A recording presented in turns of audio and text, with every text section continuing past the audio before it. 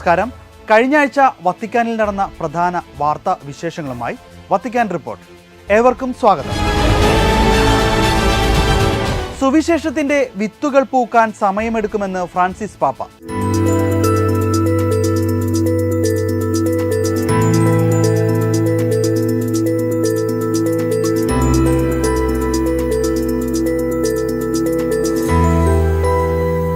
സുവിശേഷത്തിന്റെ വിത്തുകൾ ഫലം പുറപ്പെടുവിക്കാൻ സമയമെടുക്കുമെന്ന് ഫ്രാൻസിസ് പാപ്പ. ഞായറാഴ്ചയിലെ ആഞ്ചലൂസ് പ്രാർത്ഥനയ്ക്കിടെ നൽകിയ സന്ദേശത്തിലാണ് പാപ്പ ഇക്കാര്യം പറഞ്ഞത്. വിതയ്ക്കുമ്പോൾ കർഷകൻ എത്ര നല്ലതോ അതോ സമൃദ്ധമായി വിത്ത് വിതറിയാലും അല്ലെങ്കിൽ അവൻ എത്ര നന്നായി നിലമൊരുക്കിയാലും ചെടികൾ ഉടനടി മുളയ്ക്കില്ല. അതിന് സമയമെടുക്കും. വിത്ത് മുളയ്ക്കാൻ സമയമെടുക്കുമ്പോൾ അതിന് പിന്നിലെ അത്ഭുതം സംഭവിക്കുകയാണ്. ഒരുപക്ഷെ അത് കാണാൻ ഒത്തിരി സമയമെടുക്കും. അതിന് ക്ഷമ ആവശ്യമാണ്. അതിനിടയിൽ ഒന്നും സംഭവിക്കുന്നില്ലെന്ന് ചിന്തിക്കാതെ നിലം പരിപാലിക്കുകയും നനയ്ക്കുകയും വൃത്തിയായി സൂക്ഷിക്കുകയും ചെയ്യേണ്ടത് അത്യാവശ്യമാണ്. അതുപോലെ തന്നെ ദൈവരാജ്യത്തിന് ക്ഷമ ആവശ്യമാണ്. അത് വളരാൻ സമയമെടുക്കുന്നതിനാൽ ആത്മവിശ്വാസത്തോടെ കാത്തിരിക്കേണ്ടതുണ്ടെന്നും ഫ്രാൻസിസ് മാർപ്പാപ്പ വിശദീകരിച്ചു. Cari fratelli e sorelle, buona domenica. Oggi il Vangelo della liturgia ci parla del regno di Dio attraverso l'immagine del seme. Varie volte Gesù usa questa similitudine e oggi lo fa invitandoci a riflettere in particolare su un atteggiamento importante collegato con l'immagine del seme. E l'atteggiamento è l'attesa fiduciosa. Infatti, nella semina, per quanto il contadino spargia ottima e abbondante semente e per quanto prepari bene la terra, le piante non spuntano subito. കർത്താവ് തൻ്റെ വചനത്തിൻ്റെയും കൃപയുടെയും വിത്തുകൾ നമ്മിൽ സമൃദ്ധമായി വളരുന്നതിനു വേണ്ടി നമ്മിൽ വിതയ്ക്കുന്നു. ഒരു പിതാവിൻ്റെ സ്നേഹത്തോടെ അവൻ നമ്മെ പരിപാലിക്കുന്നത് തുടരുന്നു. അങ്ങനെ വിത്തുകൾ തളിർക്കുകയും വളരുകയും നല്ല പ്രവൃത്തികളുടെ ഫലം കായ്ക്കുന്ന തലത്തിലേക്ക് എത്തുകയും ചെയ്യുന്നുവെന്നും മാർപ്പാപ്പ പറഞ്ഞു. നാം എവിടെയായിരുന്നാലും ആത്മവിശ്വാസത്തോടെ സുവിശേഷം വിതയ്ക്കാനും വിതച്ച വിത്ത് നമ്മിലും മറ്റുള്ളവരിലും വളരാനും ഫലം കായ്ക്കാനും തൻ്റെ മാതൃകയിലൂടെ കർത്താവ് നമ്മെ പഠിപ്പിക്കുന്നുവെന്ന് പാപ്പ സന്ദേശത്തിൽ കൂട്ടിച്ചേർത്തു. Saluto i fedeli di Carini, Catania, Siracusa e Messina, i ragazzi della comunione e della cresima di Mestrino, i cresimati di Castelsardo, Sassari, di Bolgare, Bergamo, di Camin, Padova e infine un pensiero di gratitudine ai donatori di sangue che hanno appena celebrato la loro giornata nazionale. Saluto tutti voi e auguro a tutti una buona domenica. Per favore, non dimenticatevi di pregare per me. Buon pranzo e arrivederci. കോങ്കോയുടെ കിഴക്കൻ ഭാഗത്ത് നടന്ന അക്രമ സംഭവങ്ങളിൽ ദുഃഖം രേഖപ്പെടുത്തി Francis പാപ്പ.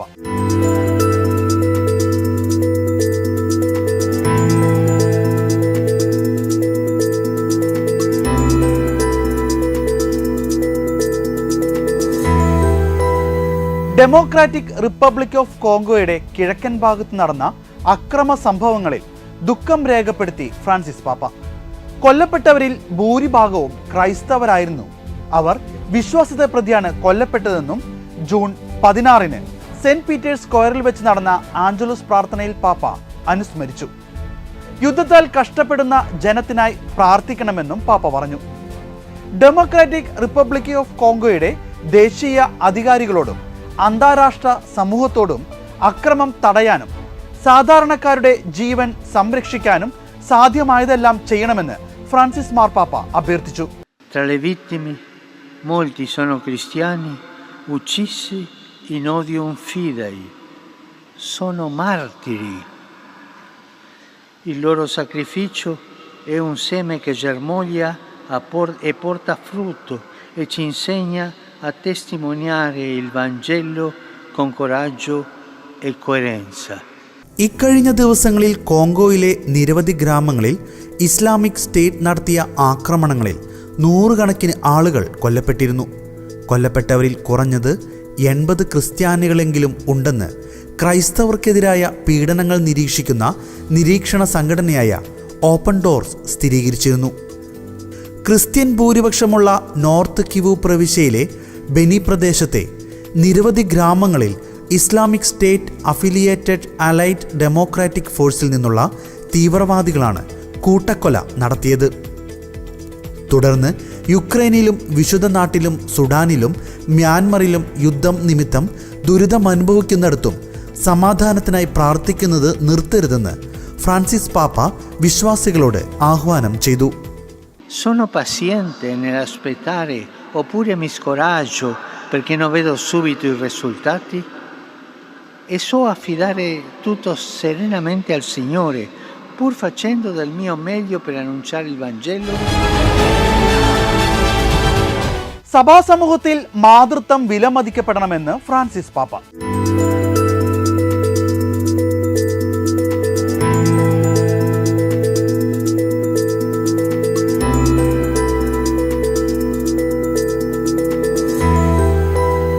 സാർവത്രിക സഭയുടെ ഭരണത്തിൽ മാർപ്പാപ്പയെ സഹായിക്കുന്നതിനും റോമൻ കൂരിയയുടെ പുനരവലോകനത്തിനുമായി ഫ്രാൻസിസ് മാർപ്പാപ്പ പ്രത്യേകം രൂപം നൽകിയ C9 കർദിനാൾ സംഘത്തിന്റെ യോഗം പര്യവസാനിച്ചു. തിങ്കളാഴ്ചയാണ് കർദിനാൾമാരുടെ ഉപദേശക സംഘത്തിന്റെ സമ്മേളനം വത്തിക്കാനിൽ ആരംഭിച്ചത്.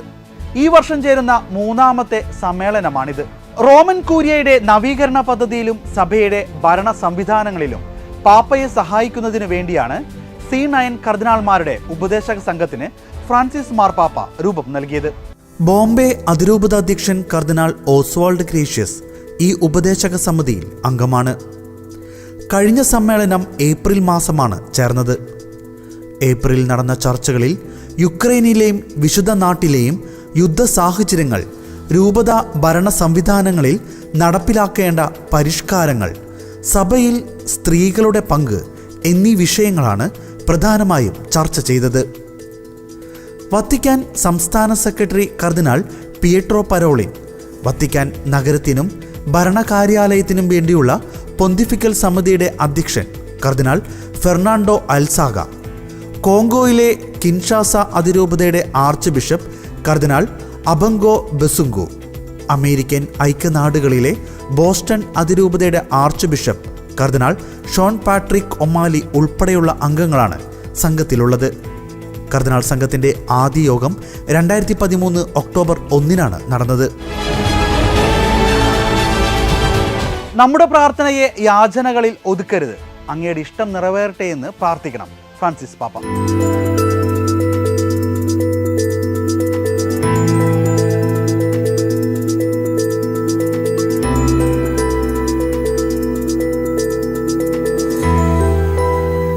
നമ്മുടെ പ്രാർത്ഥനയെ യാചനകളിൽ ഒതുക്കരുതെന്നും കർത്തൃപ്രാർത്ഥനയിലെ അങ്ങയുടെ ഇഷ്ടം നിറവേറട്ടെ എന്ന് പ്രാർത്ഥിക്കാനാണ് ശ്രമിക്കേണ്ടതെന്നും ഫ്രാൻസിസ് പാപ്പ. ജൂൺ 19 ബുധനാഴ്ച വിശ്വാസികളുമായുള്ള പ്രതിവാര കൂടിക്കാഴ്ചയ്ക്കിടെ സന്ദേശം നൽകുകയായിരുന്നു പാപ്പ. നമ്മുടെ പ്രാർത്ഥനയെ യാചനകളിലേക്ക് ഒതുക്കി തുടർച്ചയായ എനിക്ക് തരണമേ, ഞങ്ങൾക്ക് നൽകണമേ എന്നതിലേക്ക് ചുരുക്കി ദരിദ്രമാക്കാതിരിക്കാൻ സങ്കീർത്തനങ്ങൾ നമ്മെ സഹായിക്കുന്നു. അന്നു വേണ്ടുന്ന ആഹാരം ചോദിക്കുന്നതിന് മുമ്പ് അങ്ങയുടെ നാമം പൂജിതമാകണമേ, അങ്ങയുടെ രാജ്യം വരണമേ, അങ്ങയുടെ ഇഷ്ടം നിറവേറട്ടെ എന്ന് പറയാൻ സ്വർഗസ്നായ ഞങ്ങളുടെ പിതാവ് എന്ന പ്രാർത്ഥനയിൽ നിന്ന് നമുക്ക് പഠിക്കാമെന്നും പാപ്പ കൂട്ടിച്ചേർത്തു.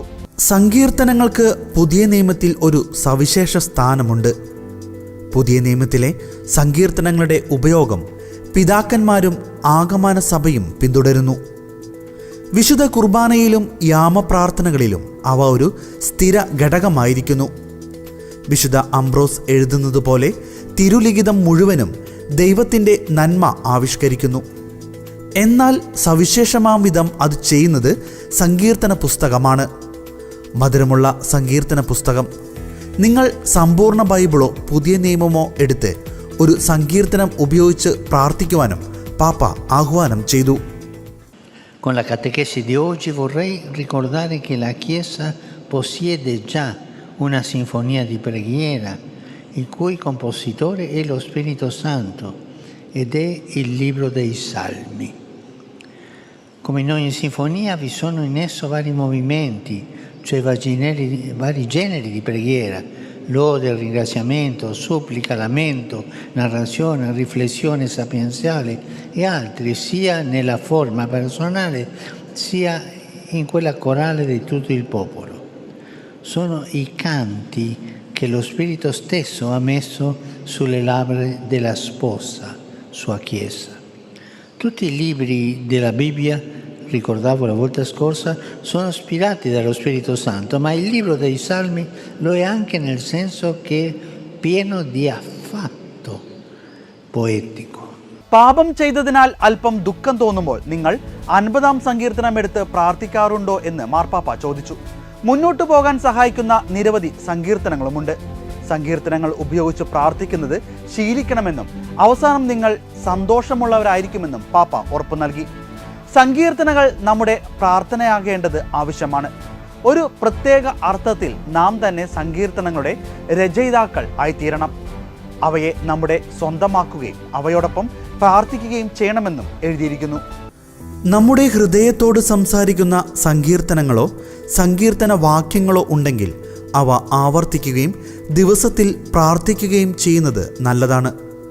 സങ്കീർത്തനങ്ങൾ എല്ലാ കാലത്തിനും പറ്റിയ പ്രാർത്ഥനകളാണ്.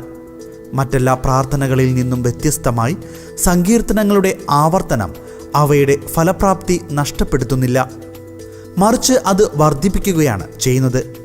കാരണം അവ ദൈവനിവേശിതങ്ങളാണ്. ഓരോ തവണയും അവ വിശ്വാസത്തോടെ വായിക്കുമ്പോൾ അവ ദൈവത്തിലേക്ക് അടുപ്പിക്കുന്ന മനോഭാവമുളവാക്കുന്നുവെന്നും പാപ്പ കൂട്ടിച്ചേർത്തു. Dopodomani celebreremo la memoria liturgica di San Luigi Gonzaga, che amò la vita e per questo la spese tutta per i grandi ideali cristiani. Egli vi aiuti a riscoprire la vocazione alla santità nella donazione generosa ai fratelli. Fratelli e sorelle, continuiamo a pregare per la pace. La guerra è sempre una sconfitta dall'inizio. Preghiamo per la pace nella martoriata Ucraina, in Terra Santa, in Sudan, Myanmar e dovunque si soffre per la guerra. Preghiamo tutti i giorni per la pace e a tutti voi la mia benedizione. വാതിലിൽ മുട്ടുന്നവരുടെ സ്വരം കേൾക്കണമെന്ന് Francis പാപ്പ.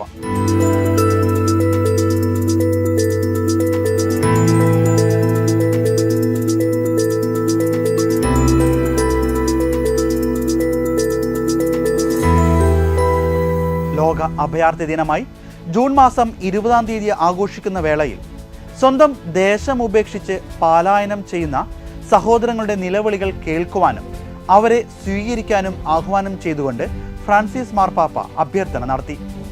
June 19-ാം തീയതി വത്തിക്കാനിലെ വിശുദ്ധ പത്രോസിന്റെ ചത്തുരത്തിൽ നടന്ന പൊതു കൂടിക്കാഴ്ച വേളയിലാണ് ഫ്രാൻസിസ് പാപ്പ ഇറ്റാലിയൻ ഭാഷയിൽ അഭ്യർത്ഥന നടത്തി സംസാരിച്ചത്. Domani ricorre la giornata mondiale del rifugiato promossa dalle Nazioni Unite. Possa essere l'occasione per rivolgere uno sguardo attento e fraterno a tutti coloro che sono costretti a fuggire dalle loro case in cerca di pace e di sicurezza. Siamo tutti chiamati ad accogliere, promuovere, accompagnare e integrare quanti bussano alle nostre porte.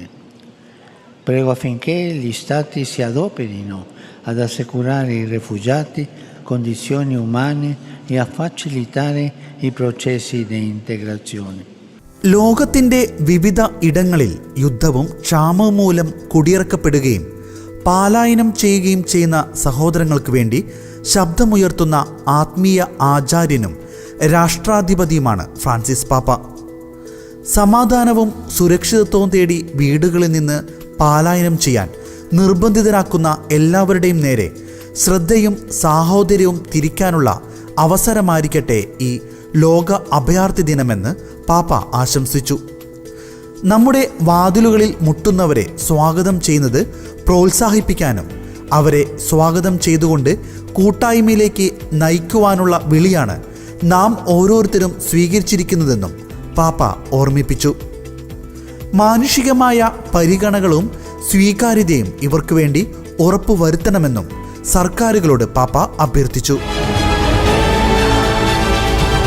സത്യത്തിനായുള്ള അന്വേഷണത്തിൽ വിശ്വാസത്തെയും ശാസ്ത്രത്തെയും സമന്വയിപ്പിക്കണമെന്ന് ശാസ്ത്രജ്ഞന്മാരോട് മാർപ്പാപ്പ.